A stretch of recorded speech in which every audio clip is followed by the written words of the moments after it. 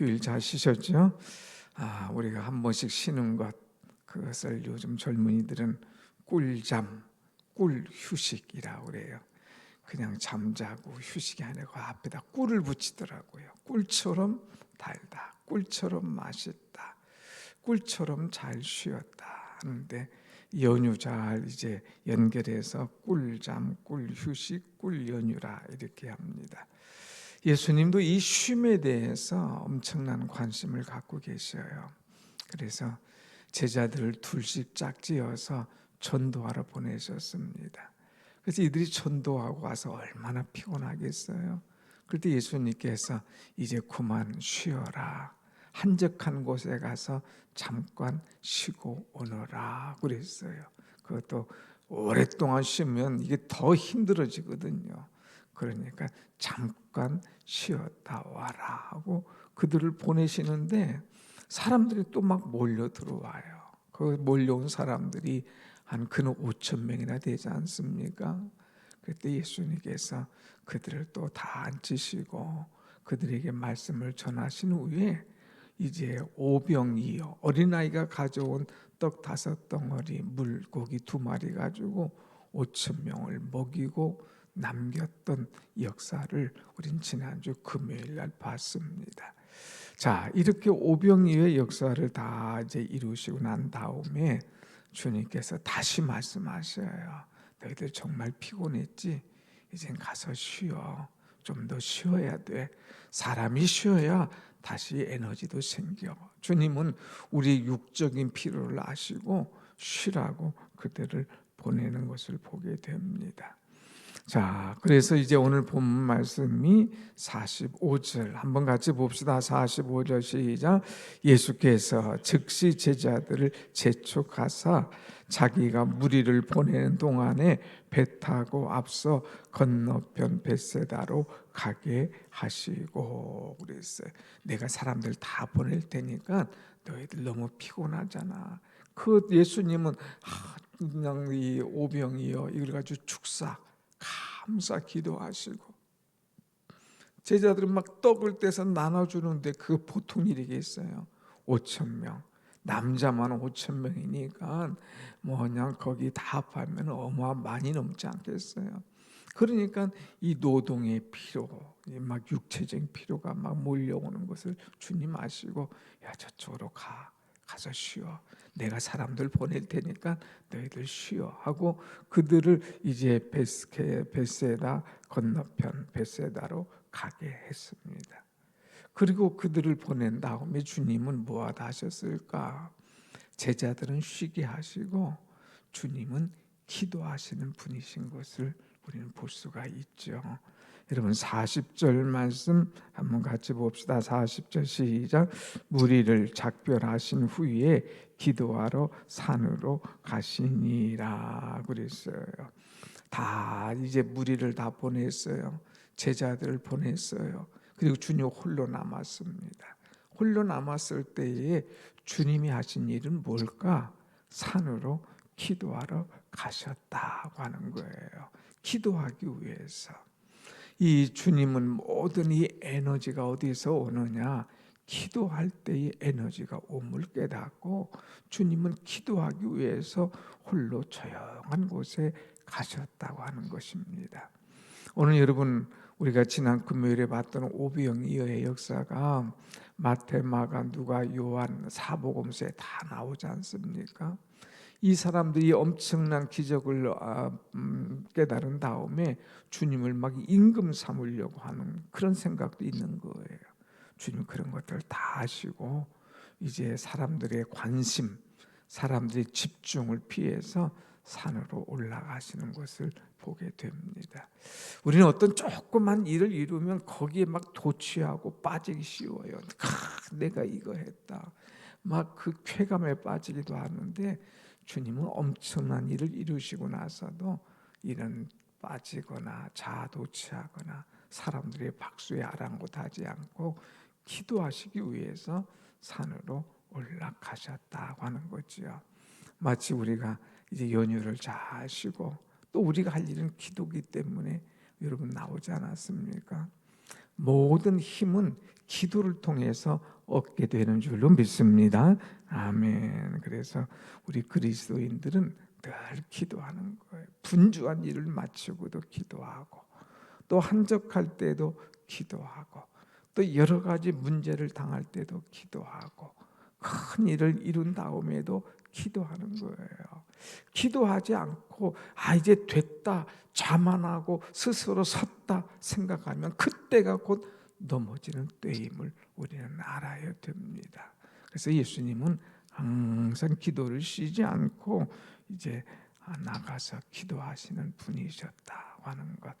특별히 주님은 오늘도 우리를 위해서 기도하는 분이시다 하는 걸 알고, 우리도 특별히 지금 사순절 기간인데 이때 기도로 주 앞에 매진할 수 있는 우리의 신앙이 되길 원합니다.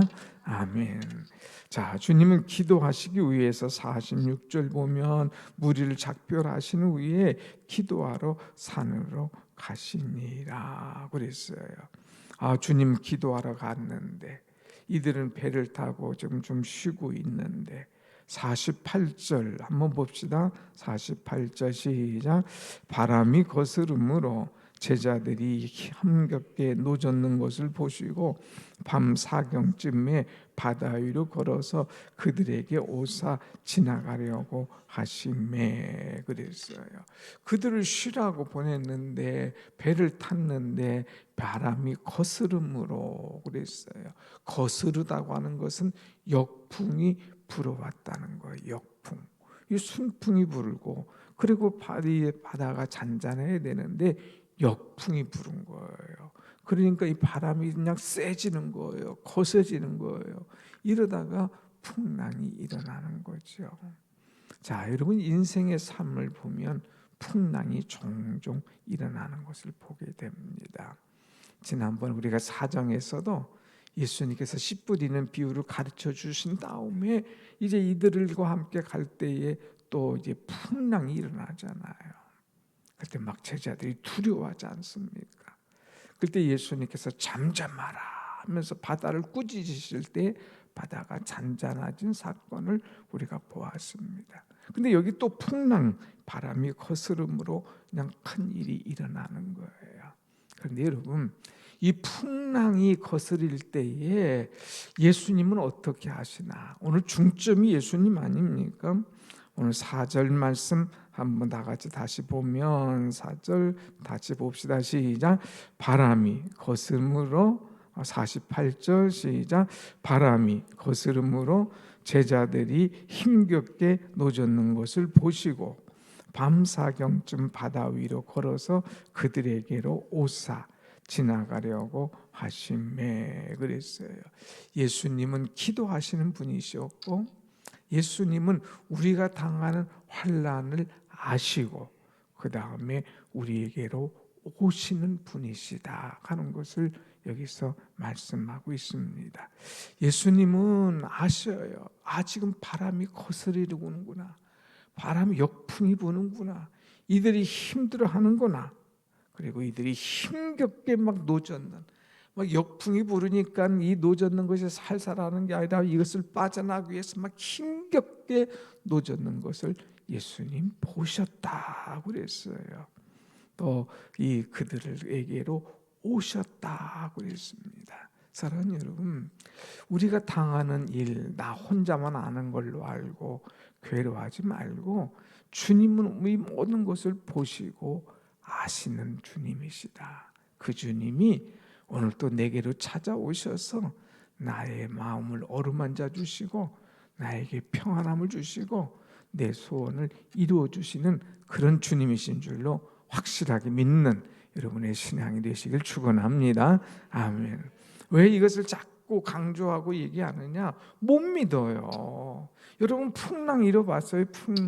풍랑 잃으면 정신이 없어져요. 정신이 없어져요. 풍랑이 한번 있으면 저 사람이 믿음이 있나 없나 아주 측량을 할 수가 없습니다. 그래서 이 풍랑 잃어도 내가 주님이 나를 찾아오신다. 주님이 이 풍랑을 잔잔케 하신다.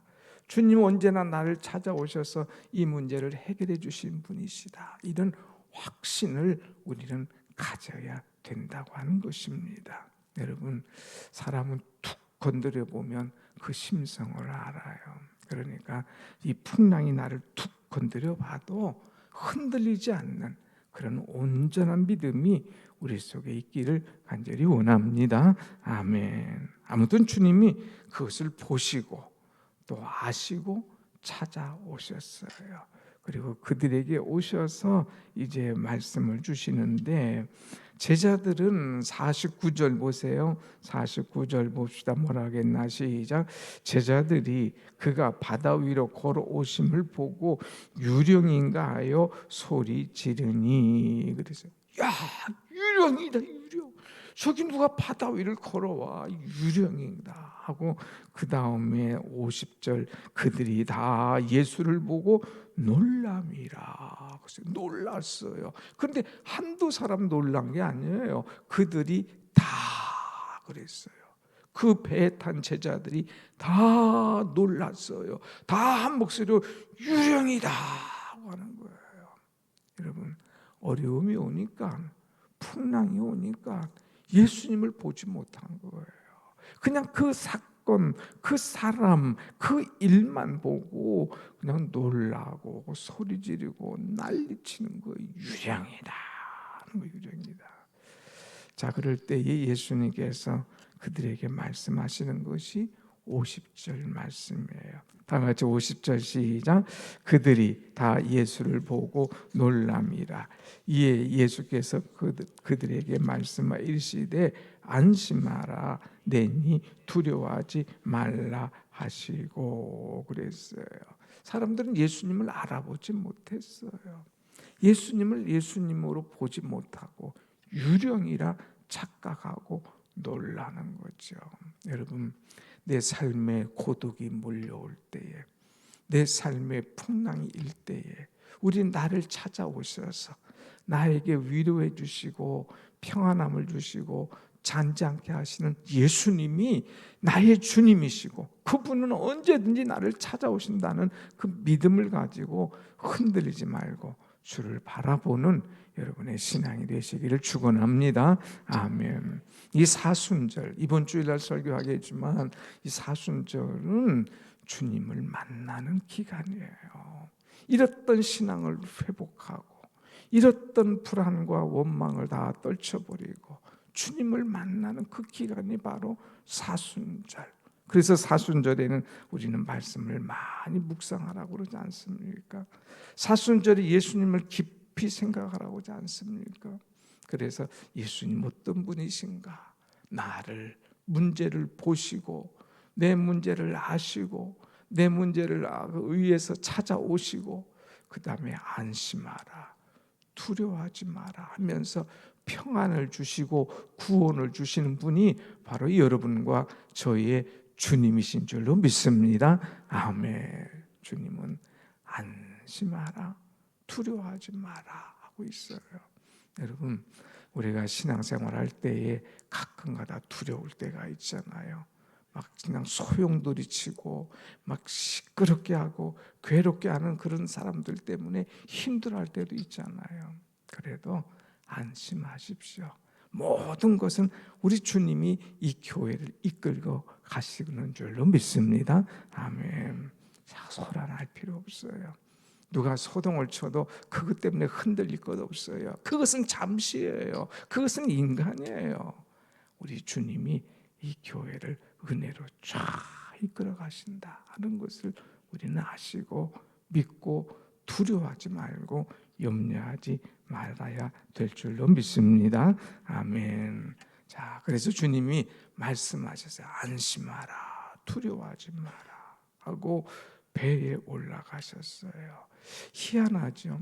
지난번 이 비슷한 말씀이 4장 35절에도 있었거든요. 막 푸시 뿌린 자 비유를 말한 다음에 막 풍랑이 일어나니까 이들이 막 어쩔 줄 모르잖아요. 그때 주님께서 그를 꾸짖었습니다. 그러면서 너희들 어찌하여 믿음이 없느냐. 바다만을 꾸짖으신 것이 아니라 믿음이 없는 그들을 주님께서 꾸짖으셨어요. 그런데 오늘은 어떤 일이 일어나느냐.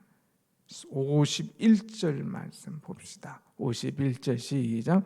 배에 올라 그들에게 가시니 바람이 그치는지라 제자들이 마음에 심히 놀라니. 그래. 예수님께서 배에 올라오시니까 바람이 딱 그치게 되는 거예요.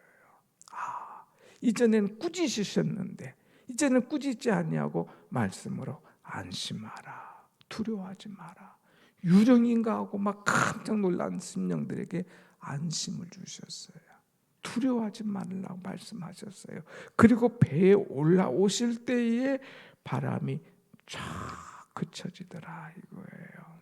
여러분 두려워하지 말고 예수님을 초청하세요. 예수님이 내 마음에 들어오시면, 예수님이 내 심령의 주관자가 되시면, 예수님이 우리 가정에 오시면, 예수님이 우리 교회를 다스리시면 모든 것들이 잔잔해지는 줄로 믿습니다. 아멘, 아멘. 여러분 하나의 문제로 뭐냥 풍랑입니까?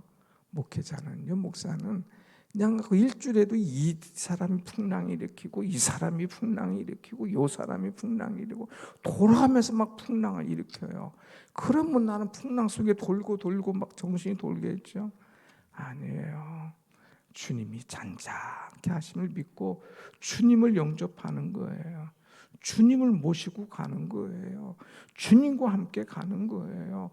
그러니까 잔잔하게 풍랑 속에서도 이 큰 배를 이제 주님과 함께 주님의 은혜로 이제 나갈 수 있다고 하는 것이죠.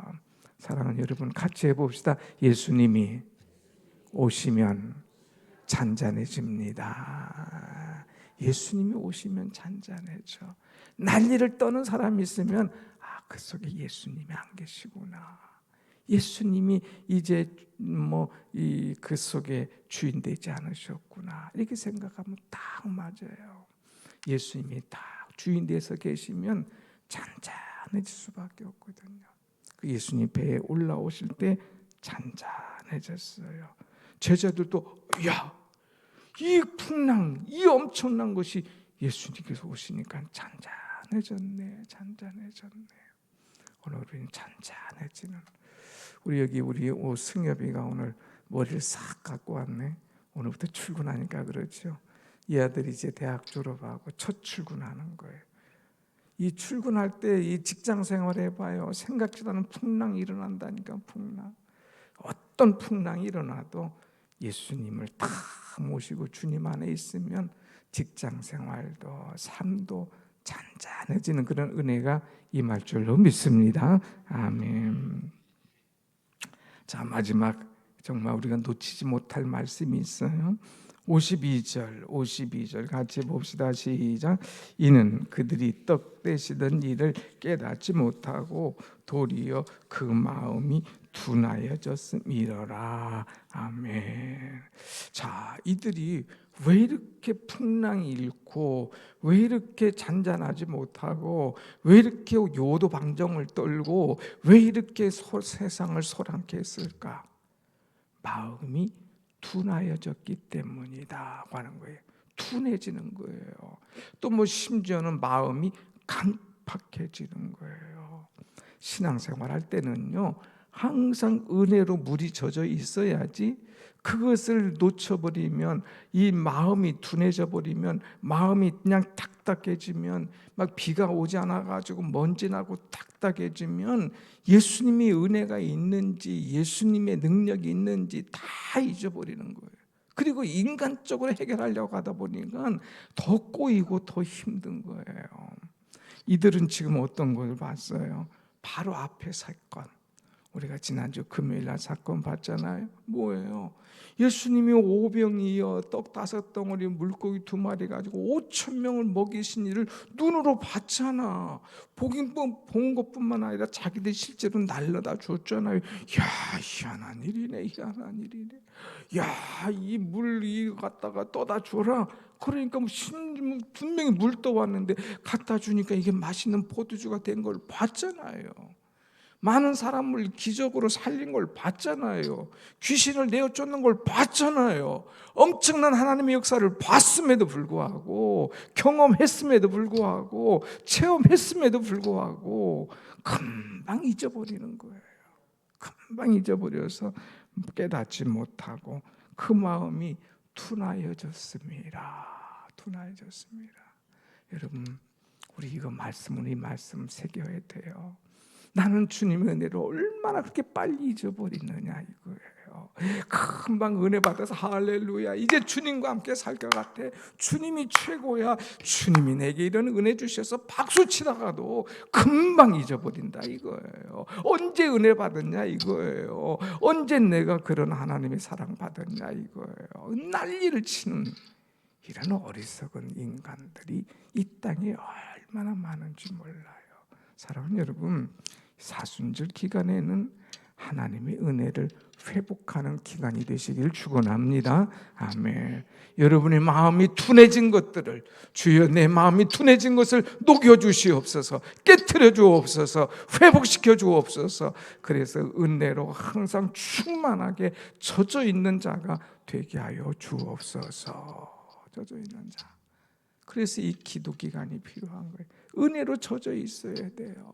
근데 한때는 은혜 받아서 할렐루야 하는 것 같은데 금방 가서 마음이 둔해지고 깨져 있고 딱딱해지고, 어떻게 저렇게 강팍해져 있고 어떻게 저런 일을 할 수가 있나 우리가 생각이 되지 않습니까? 은혜 받은 것 둔해지지 않도록, 사명받은 것 둔해지지 않도록, 주님께서 내게 말씀하신 것 둔해지지 않도록 항상 성령에 민감하고 은혜에 민감하고 은혜에 젖어 사는 우리가 모두가 되시기를 간절히 축원합니다. 아멘. 예수님은 우리의 모든 문제를 보시고 아시는 주님, 예수님 우리를 찾아오시는 주님, 예수님 우리를 구원해 주시는 주님, 우리의 둔해진 마음을 녹여주시는 주님이신 줄 알고 이 새벽에 주님을 찾고 기도함으로 새 힘을 얻는, 새 은혜 속에 살아가는 우리 모두가 되기를 간절히 축원합니다. 아멘. 기도하십시다.